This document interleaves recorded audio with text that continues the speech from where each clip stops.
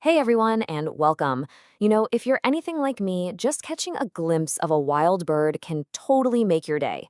They just bring so much color and life into our surroundings. So today, we're going to talk about how we can keep enjoying them while also keeping them and ourselves safe and sound. Right? I mean, there's just this simple, amazing joy in watching a little bird on a feeder or hearing that morning bird song. It's this incredible connection to the natural world that you can find pretty much anywhere. But, that connection, it comes with a bit of responsibility. And that kind of leads us to the big question here. While we're out there enjoying these amazing creatures, are we really thinking about the hidden risks? Because the thing is, some of the diseases that affect them can actually cross over and affect us too. So here's what we've got lined up. We'll start by unpacking that hidden risk. Then we'll get into some of the common bird diseases you should know about. After that, the really important stuff, what we can do to prevent problems and how to react if you see a bird in trouble. And we'll wrap it all up with why knowing this stuff is so powerful. All right, let's get into it. Because we share the same environment, we also kind of share the same vulnerabilities. Now, don't get me wrong, most of the time, watching birds is completely safe. But it's really smart to be aware that some bird diseases, which are called zoonotic diseases, can potentially jump to people. This isn't about being scared, it's about being respectful and smart. Okay, so what exactly are we talking about here? Let's break down 4 of the most common infections out there. Just knowing what they are is a huge first step to being a responsible bird lover. First up is a big one, and you've probably heard its name before: avian influenza, or bird flu. It's a virus, and some strains can be incredibly contagious and dangerous for birds. And because it's often carried by migratory birds, it can travel all over the world. And this is why it's so serious. A bird with avian flu can get sick and die really, really fast. You might see them having trouble breathing or moving, almost like they're dizzy. And this isn't just a problem for wildlife. If it spreads to domestic poultry, it can seriously impact our food supply. That's why seeing a bunch of sick birds together is such a major red flag that needs to be reported. Next up, we've got psittacosis. Now, despite the name, it's not just about parrots. This is a bacterial infection, and you can find it in really common birds like pigeons and sparrows. And here's the kicker. Psittacosis can absolutely be passed to humans. In birds, it might just look like they're feeling under the weather, but in people, it can range from feeling like you have a bad flu all the way to developing serious pneumonia. It's a textbook example of a zoonotic disease we need to watch out for. And here's another bacteria you definitely heard of: salmonella. We usually think of it with food poisoning, right?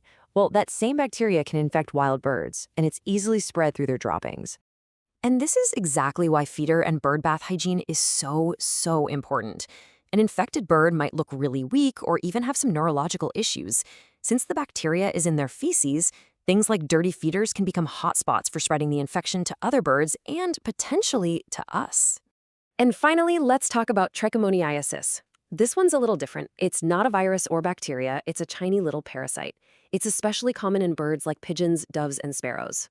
The signs of this one are pretty unique. This parasite causes these nasty sores inside the bird's mouth and throat, which makes it really hard and painful for them to eat or drink. It can spread really easily at crowded bird feeders or through shared water in bird baths. Whew. Okay, I know that was a lot of heavy stuff, but now we get to the good part, the empowering part. What can we actually do about all this? Well, the great news is the steps are actually really simple and they work. This is it. This is the number one most important thing to remember. If you only take one piece of advice away from all this, please let it be this one. No matter what, do not touch wild birds, especially if they look sick or weak, and definitely not if they're dead. It's the most common way for diseases to spread. So, building on that golden rule, it really comes down to these 3 things. 1. Keep your distance. Just enjoy them from afar. 2. Wash your hands. Seriously. After you fill the feeder or do some gardening, give your hands a good scrub. And 3, keep those feeders and bird baths clean. Old, soggy seed can grow mold that's toxic to birds, and dirty feeders are a breeding ground for bacteria and parasites.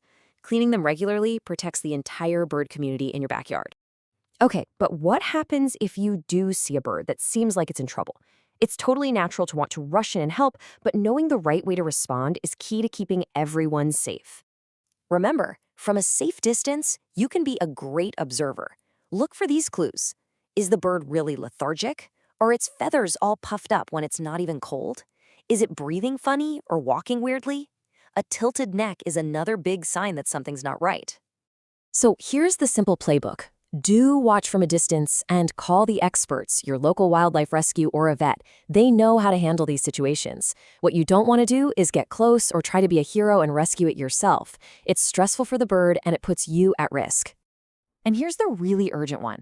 If it's not just one bird, but you find several sick or dead birds in one area, that's a whole different level. This could be a sign of a serious disease outbreak, like avian flu. The protocol is clear. Stay far away, don't touch a thing, and call your local city or municipal authority right away. As we start to wrap up, you can see how it all comes together, right?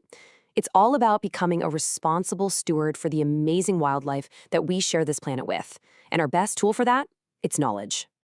I think this quote just says it all perfectly. Our job isn't to be afraid of nature. It's to understand it so we can interact with it in a way that's safe, healthy, and respectful for every living thing. And that includes us.